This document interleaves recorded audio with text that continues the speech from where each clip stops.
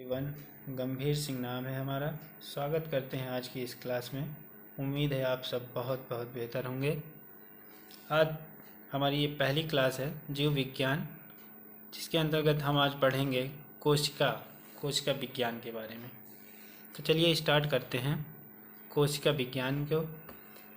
तो कोशिका विज्ञान को इंग्लिश में कहते हैं साइटोलॉजी। क्या? साइटोलॉजी।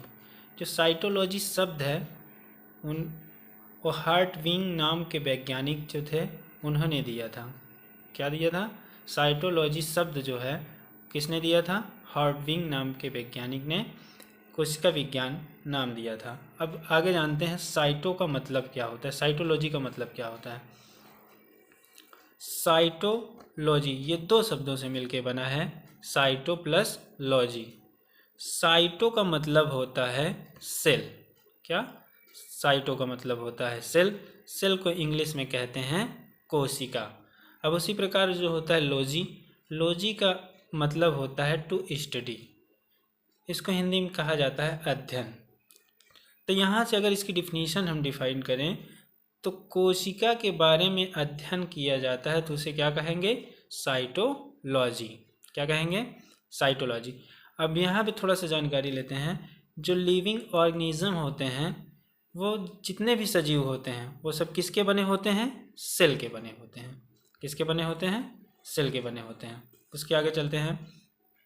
फादर ऑफ सेल, कोशिका के जनक किसे कहा गया है? तो कोशिका के जनक एक महान वैज्ञानिक थे जिन्हें रॉबर्ट हुक के नाम से जाना जाता है। कौन थे कोशिका के जनक? Robert Hooke. इनकी एक बुक थी जिस बुक का नाम था माइक्रोग्राफिया। क्या नाम था? माइक्रोग्राफिया। महान वैज्ञानिक थे रॉबर्ट हुक जी साहब, जिन्होंने एक बुक लिखा था। उस बुक का नाम था माइक्रोग्राफिया। अब उसके बाद आगे देखते हैं साइटोजेनेटिक। इसी में एक अनुवांशिकी होता है, अनुवांशिक। तो साइटो का मतलब तो आपको पता ही है, सेल होता है। जेनेटिक का मतलब होता है अनुवांशिक। तो कोशिका अनुवांशिक जो होता है उसके बारे में चैप्टर आएगा तो बताया जाएगा, लेकिन यहीं पे एक जानकारी लेते हैं। फादर ऑफ साइटोजेनेटिक जो हैं उन्हें एच जे मूलर साहब जो थे वो साइटोजेनेटिक के फादर थे। कोशिका अनुवांशिकी के जनक एच जे मूलर जी थे। अब उसके बाद कहा जाता है मॉडर्न फादर ऑफ साइटोलॉजी। आधुनिक कोशिका विज्ञान के जनक किन्हें कहा गया है? स्वानसन नामक वैज्ञानिक थे जिन्हें आधुनिक कोशिका विज्ञान का जनक कहा गया है। इन्होंने एक बुक लिखी थी, उस बुक का नाम था सेल। अब इन्होंने जो बुक लिखा था सेल के वही ऊपर सेल नाम की एक बुक लिखी थी। वो महान वैज्ञानिक कौन थे? स्वानसन। कौन थे? स्वानसन। अब उसके बाद आते हैं इंडियन फादर ऑफ साइटोलॉजी। तो भारत के कोशिका विज्ञान के जनक किन्हें कहा गया है? भारतीय कोशिका विज्ञान के जनक जो हैं A.K. शर्मा जी हैं। कौन है? A.K. शर्मा। आगे चलते हैं डिस्कवरी ऑफ सेल।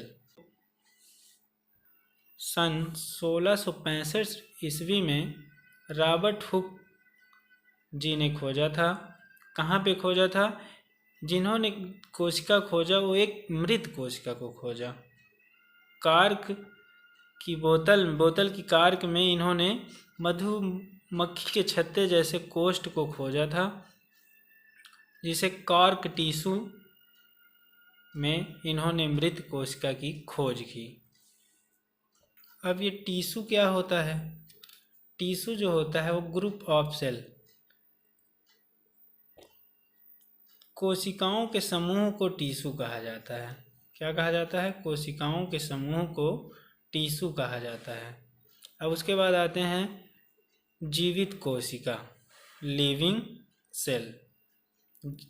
अब ये तो जो रॉबर्ट हुक जी साहब थे उन्होंने मृत कोशिका की खोज की थी।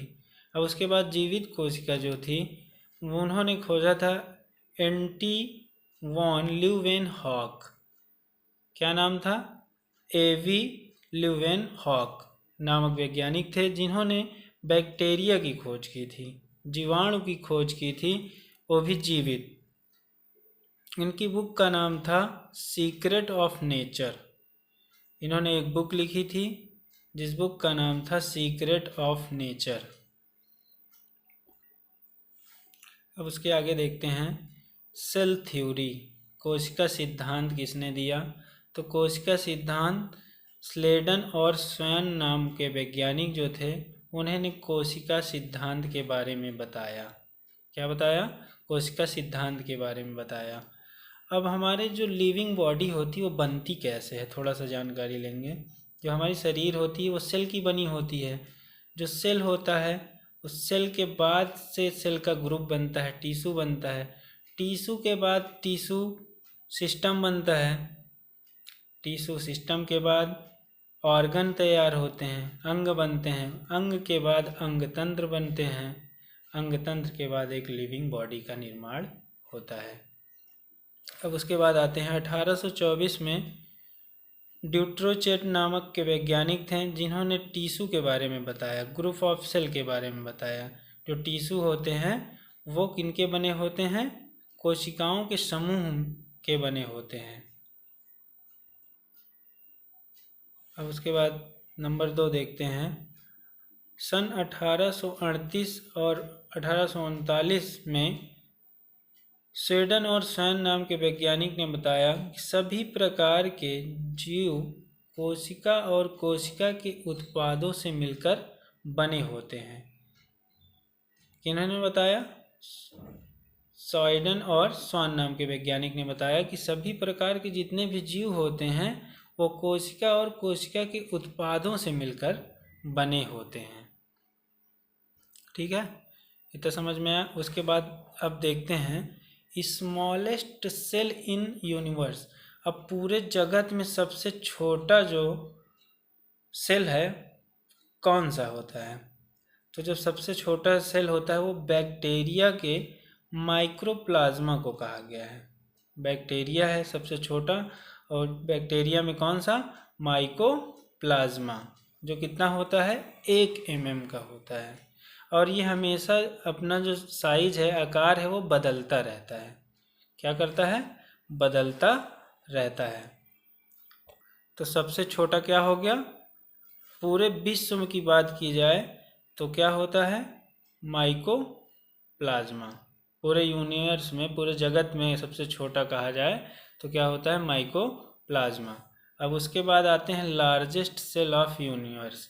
संसार की सबसे बड़ी कोशिका क्या होती है? संसार की सबसे बड़ी कोशिका होती है स्ट्रिच एग, जिसे शुतुरमुर्ग के अंडे के नाम से हम जानते हैं।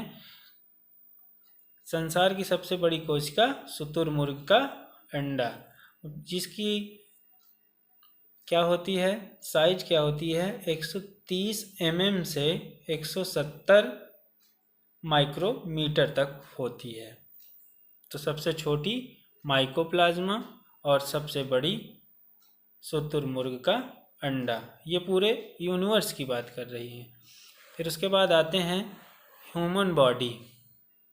मानव के शरीर में सबसे छोटी और बड़ी क्या होती है? अब यहाँ पे दिया गया है लार्जेस्ट एंड लॉन्गेस्ट, बड़ी और लंबी।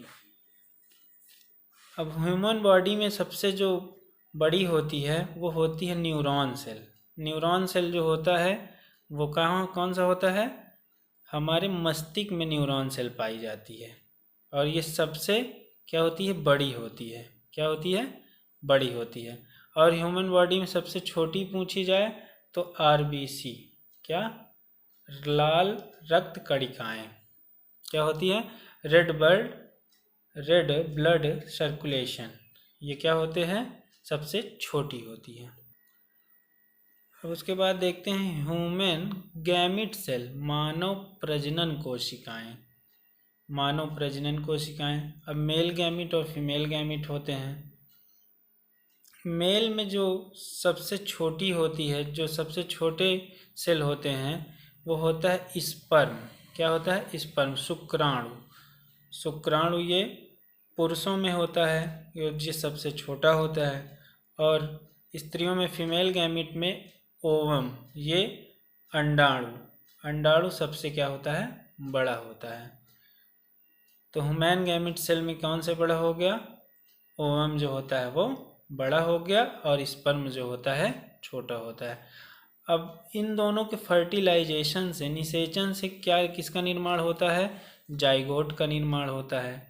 जाइगोट को हम हिंदी में क्या कहते हैं, युग्मनज कहते हैं। युग्मनज से बनता है क्या, टिश्यू, टिश्यू से बनता है टिश्यू सिस्टम, टिश्यू सिस्टम से बनता है ऑर्गन, ऑर्गन से बनता है ऑर्गन सिस्टम, ऑर्गन से फिर ऑर्गन सिस्टम के बाद एक बॉडी का निर्माण होता है।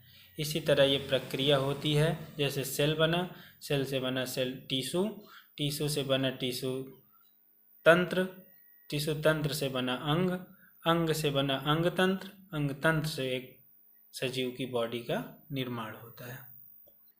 छोटे शब्दों में कहा जाए तो कोशिका, क्या, कोशिका, कोशिका को हम साइटो नाम से जानते हैं।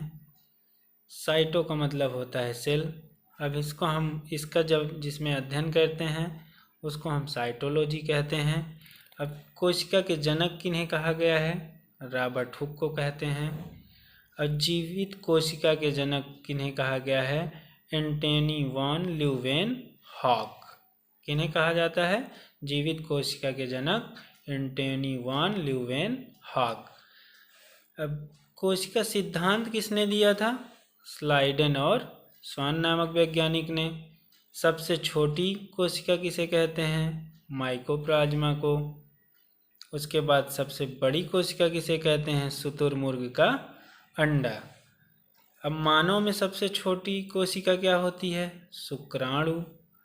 मानव में सबसे बड़ी कोशिका क्या होती है, अंडाणु। मानव में सबसे लंबी कोशिका कौन सी होती है, न्यूरॉन।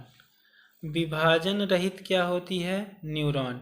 विभाजन रहित का मतलब होता है कि कोई भी कोशिका, जैसे मान लीजिए हमारे सर में तमाम कोशिकाएं का जाल होता है, अगर उन कोशिकाओं में कहीं चोट लग जाती है तो उनका कोशिका विभाजन करके नई कोशिका का निर्माण नहीं हो पाना, मतलब कोशिका का निर्माण जहाँ नहीं होता वहाँ पे कोशिका विभाजन रहित होता है, तो न्यूरॉन में कोशिका विभाजन नहीं होता।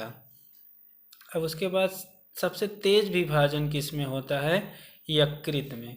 यकृत जो होता है हमारा लीवर जो होता है, अगर इसमें थोड़ा बहुत घाव भी हो गया तब भी हमारा लीवर अपने आप से एडजस्ट होकर नई कोशिका का निर्माण करके फिर से वो स्वतः ठीक हो जाता है। लेकिन न्यूरॉन ऐसी कोशिका है जो हमारे मस्तिष्क में रहती है, सर पे रहती है। सर पे अगर चोट लग जाती है तो कोशिकाएं डैमेज हो जाती हैं, पुनः उनका निर्माण नहीं होता और यकृत में पुनः निर्माण हो जाता है।